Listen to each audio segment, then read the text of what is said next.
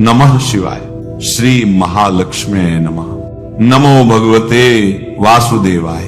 जय मां सरस्वती। जय श्री कृष्ण। राधे राधे।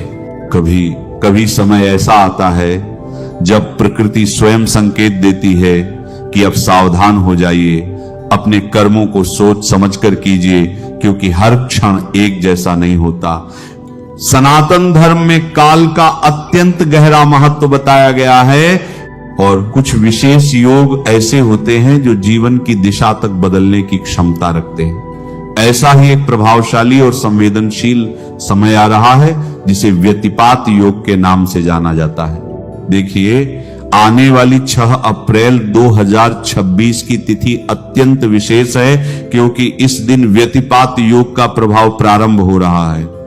यह योग साधारण नहीं होता, इसका प्रभाव गहरा और व्यापक होता है और यह जितना बड़ा फल देने की क्षमता रखता है उतना ही सावधानी की भी मांग करता है। 6 अप्रैल को दोपहर के 3:25 से इसका आरंभ होगा और अगले दिन 7 अप्रैल को दोपहर के 4:17 तक यह योग बना रहेगा, अर्थात 24 घंटे से भी अधिक समय तक इसका प्रभाव पृथ्वी पर सक्रिय रहेगा। यह योग लगभग हर 27 से 28 दिनों में आता है, यानी प्रत्येक माह इसका संयोग बनता है, परंतु हर बार इसका महत्व समझना और उसके अनुसार आचरण करना अत्यंत आवश्यक होता है। शास्त्रों में इसे अत्यंत संवेदनशील और अशुभ योग की श्रेणी में रखा गया है। जैसे भद्रा काल में शुभ और मांगलिक कार्यों से दूर रहने की परंपरा है, उसी प्रकार व्यतिपात योग को उससे भी अधिक गंभीर माना गया है। सनातन धर्म में समय का अत्यंत सूक्ष्म विचार किया गया है, क्योंकि प्रत्येक क्षण में देवताओं की विशेष ऊर्जा प्रवाहित होती है। जब यह योग बनता है तब सृष्टि की ऊर्जा असंतुलित स्थिति में होती है और ऐसे समय में यदि कोई नया कार्य, कोई शुभ आरंभ, विवाह, गृह प्रवेश या कोई मांगलिक संकल्प किया जाता है तो वह अपेक्षित फल नहीं दे पाता। कई बार तो परिणाम विपरीत भी हो जाते हैं, क्योंकि उस समय की काल ऊर्जा उस कार्य के अनुकूल नहीं होती। इसलिए यह आवश्यक हो जाता है कि इस अवधि में संयम रखा जाए, धैर्य रखा जाए और अपने कर्मों को शास्त्रों के अनुसार संचालित किया जाए, ताकि जीवन में आने वाले परिणाम शुभ और कल्याणकारी बन सके। इसीलिए व्यतिपात योग में शादी आदि का कोई भी मांगलिक कार्य करना हमारे शास्त्रों में मना किया गया है, लेकिन पूजा पाठ हो गया, मंत्र जाप हो गया, ध्यान भजन हो गया, दान पुण्य हो गया, इसका खूब फल बताया गया है हमारे शास्त्रों में। देखिए, शास्त्र कहते हैं कि अमावस्या सहस्रेण व्यतिपातेन तत्समम तस्मात् तत्र कृतं दानमनंतम परिकीर्तितम। इसका अर्थ है कि 1000 अमावस्याओं का पुण्य और एक व्यतिपात का पुण्य समान माना गया है। यानी एक व्यतिपात योग को यदि आप लोग संभाल लें, उसका अच्छे से उपयोग कर ले, तो 1000 अमावस्याओं का पुण्य आपके पास अर्जित हो जाता है। इसलिए इस योग में किया गया दान शास्त्रों में अनंत पुण्य देने वाला बताया गया है। तस्मात् तत्र कृतं दानमनंतम परिकीर्तितम। इस योग में किया गया दान अनंत फल देता है। वर्णन आता है कि व्यतिपाते तु यद्दत्तं जप्तं हुतमनंतकम सूर्य पर्वणि यद्दत्तं तत्तो कोटि गुणो भवित। इसका अर्थ है कि व्यतिपात योग के समय जो कुछ भी दान दिया जाता है, जो कुछ भी जप किया जाता है, जप कौन सा जप? जो भी भगवान का नाम आपको प्रिय हो अथवा गुरु मंत्र के माध्यम से आपको जो भी मिला हो उसका आप लोग जप करेंगे, और जो हवन किया जाता है उसका फल अनंत होता है। अनंत यानी जिसकी कोई सीमा नहीं, है ना। और यह पुण्य अक्षय होकर मिलता है। सूर्य ग्रहण यानी सूर्य पर्व के समय दिए गए दान से भी करोड़ गुना अधिक फल व्यतिपात योग में मिल जाता है। हम लोग देखिए, हर बार सूर्य ग्रहण की प्रतीक्षा करते हैं ना, तो जैसे सूर्य ग्रहण में हम लोग दान करते हैं उसका 10 लाख गुना फल मिलता है ना, वह भी अक्षय होकर मिलता है। लेकिन व्यतिपात योग में सूर्य ग्रहण से भी करोड़ गुना अधिक फल मिल जाता है। सूर्य पर्वणि यद्दत्तं ततो कोटि गुणम भवेत। लेकिन इसका और सूक्ष्मता पूर्वक हमको लाभ उठाना है तो व्यतिपात योग जैसे 24 घंटे का योग है ना, तो इसके भिन्न 4 विभाग किए जाते हैं और इन 4 विभागों को करने के लिए हमारे शास्त्रों में नाड़ी की गणना दी गई है। 60 नाड़ी का पूरा 24 घंटा होता है। तो देखिए व्यतिपात योग जब शुरू होता है तो उसके अंदर 22 नाड़ी होती है, यानी 9 घंटे के आसपास वो काल माना गया है। ठीक है, उसका अगला विभाग आता है मध्यकाल, वो 21 नाड़ी की होती है, लगभग 8 घंटे 35 मिनट के आसपास। फिर उसके बाद तीसरा आता है पतन, है ना, समाप्ति की ओर जब यह योग बढ़ता है तो वह होता है लगभग 10 नाड़ी का, यानी 4 घंटे और 5 मिनट के आसपास। फिर आखिरी समय यानी जब व्यतिपात योग खत्म होने वाला रहता है उसको पतित कहते हैं, वो होता है 7 नाड़ी का, यानी 2 घंटे 51 मिनट का। ठीक है, तो कुल मिलाकर 24 घंटे का योग बनता है। हेमाद्री में महर्षि शंख बता रहे हैं, इन्हीं का जो हमने विभाजन किया ना कि इनका कितना पुण्य फल हमको मिलता है, कह रहे हैं कि फलन लक्षण समुत्पत्तो, यानी जब व्यतिपात योग शुरू होता है ना उस समय हम लोग जो भी दान पुण्य जप अथवा सत्कर्म करेंगे उसका फल 1 लाख गुना अधिक होकर मिलता है सामान्य दिनों की अपेक्षा। फिर आगे जब बढ़ते हैं हम लोग, जब उत्पत्ति काल खत्म हो जाता है 9 घंटे के बाद, तब भ्रमण काल आता है। उसके लिए महर्षि शंख कह रहे हैं कि भ्रमे कोटि रुच्यते। इसका अर्थ है कि जब यह योग अपने मध्यकाल में होता है तब किए गए दान पुण्य सत्कर्म आदि का करोड़ गुना फल हमको होकर मिलता है। फिर अगला आता है पतने शतकोटिस्तु, यानी जब यह योग तीसरे चरण में पहुंच जाता है तब इसका फल होता है 100 करोड़ गुना। जी हाँ, 100 करोड़ गुना होकर मिलता है।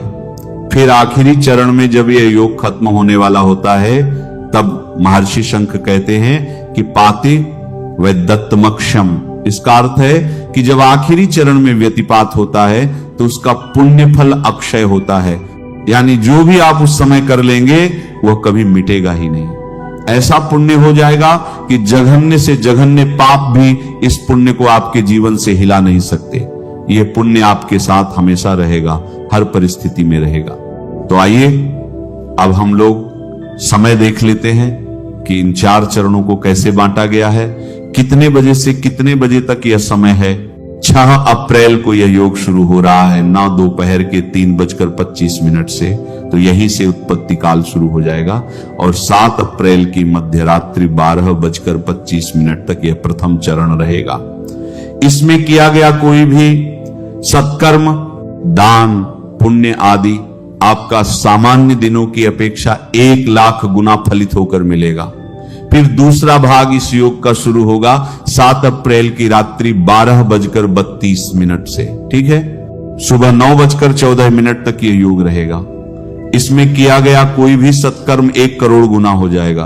अब देखिए आप लोग लाभ कैसे लेना। वैशाख मास चालू ही है और वैशाख मास में सूर्योदय से पहले स्नान करने का विधान है।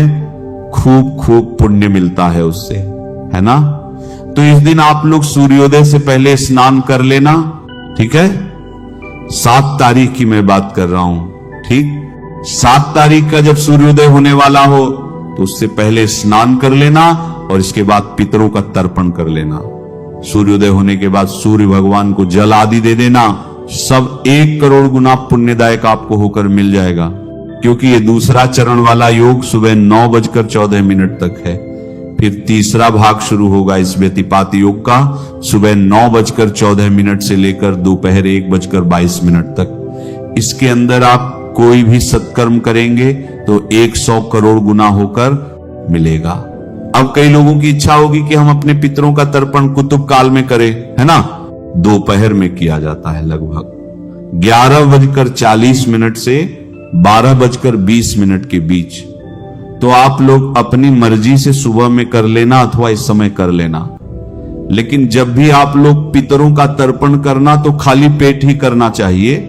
चाय भी नहीं पीनी चाहिए तर्पण करने से पहले, ठीक है।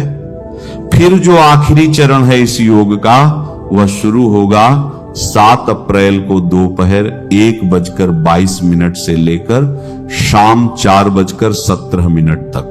इसके अंदर किया गया कोई भी शुभ कार्य, सत्कर्म आदि सब अक्षय हो जाएगा। जो मौत भी आपसे नहीं छीन सकती, मृत्यु भी आपसे नहीं छीन सकती, चाहे इस शरीर में रहें चाहे अन्य किसी भी शरीर में रहें, यह पुण्य सदैव आपके साथ बना ही रहेगा। मुख्य काम देखिए, इसके अंदर पितरों की तृप्ति का किया जाता है। अमावस्या के जैसा पुण्य फल है, तो इस दिन अमावस्या के जैसा आप लोग दान पुण्य तो करें, लेकिन व्यतिपात योग है तो तुलसी पत्र नहीं तोड़ना चाहिए। इस बात का आप लोग ध्यान देना। 7 तारीख की सुबह से लग जाएगा ना, तो इसके अंदर तुलसी पत्र आदि तोड़ने से बचना चाहिए। बाकी अन्य पत्र पुष्प तो आप लोग तोड़ ही सकते हैं, लेकिन जो इसका पुण्य फल बताया गया है, जो भी आप दान करेंगे 1000 अमावस्या से भी अधिक आपको फल देकर जाएगा। तो पितरों की मुक्ति की बात हो रही है। यदि किसी के पितर अतृप्त हों अथवा किसी के पितर भले ही जीवित हों, देखिए ध्यान दीजिए, कई लोगों का यह प्रश्न आता है कि हमारे भी माता पिता जीवित हैं। तो देखिए, शास्त्र आज्ञा करते हैं कि ये जो उत्तम तिथियां होती है ना, जैसे कि कोई युगादि तिथि हो गई, कल्पादि तिथि हो गई और यह योग हो गया, इसके अंदर जिनके पिता जीवित हैं वे लोग भी श्राद्ध कर सकते हैं। कैसे श्राद्ध कर सकते हैं? पिंड रहित श्राद्ध कर सकते हैं, तर्पण कर सकते हैं, ब्राह्मणों को भोजन आदि करा सकते हैं। तो इसमें शंका करने की आवश्यकता नहीं है। तो पितरों की तृप्ति के लिए 7 तारीख की सुबह में आपको पितरों के लिए जल दान करना चाहिए। 1 लोटे में जल रखना, उसके अंदर काला तिल मिला देना, थोड़ा कुशा मिल जाए तो कुशा की घास डाल देना और गीता के 7वें अध्याय का पाठ कर लेना और पितरों को तृप्त कर लेना। लेकिन वैशाख मास चालू है, इस बात का भी ध्यान देना कि यम देवता को बिना तर्पण किए आपको कोई भी पुण्य लाभ फलित नहीं होता है। ठीक है ना? ये भगवान विष्णु जी ने वरदान दिया था यमराज को, ये मैंने अपने वैशाख वाले वीडियो में बताया है। तो पूरा लाभ लीजिए ना। केवल 10 मिनट लगेंगे आपको तर्पण करने में। यम देवता के कुछ नाम हैं, उन नामों को पढ़कर तर्पण कर देना है। पितरों के लिए गीता जी के 7वें अध्याय का पाठ करके उनको तृप्त कर देना है। बस इतना ही करना है। फिर इस दिन दान देने से मत भूलना। जी हां, जितना भी आपका सामर्थ्य हो उसके हिसाब से आप लोग दान पुण्य कर लेना। ठीक है? दान भी हमको पितरों के निमित्त करना चाहिए। जैसे किसी गरीब को, किसी जरूरतमंद को हमने वस्त्र दे दिया, अन्न दे दिया, इन सब का दान आप लोग कर सकते हैं। जीव जंतुओं को हमने कुछ खाने पीने के लिए दे दिया, ये सब दान के निमित्त आएगा। कुत्तों को रोटी दे दिया, चींटियों को तनिक आटा दे दिया, गौ को घास दे दिया। इस प्रकार से आप लोग दान पुण्य कर लेना। अब देखिए, कई लोगों को शंका होती है कि व्यतिपात योग तो अमावस्या के संयोग से बनता है। जी हां, ये ज्ञान थोड़ा सा और आप लोग अध्ययन करिए।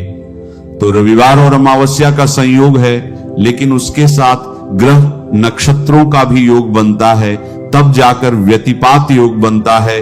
और यह जो हम लोग हर महीने करते हैं, लगभग 27 से 28 दिन में आ जाता है। यह योग नित्य व्यतिपात योग में आता है, लेकिन पुण्य लाभ यह भी समान ही देकर जाएगा। नमः शिवाय। श्री महालक्ष्मी नमः। नमो भगवते वासुदेवाय। जय मां सरस्वती। जय श्री कृष्ण। राधे राधे।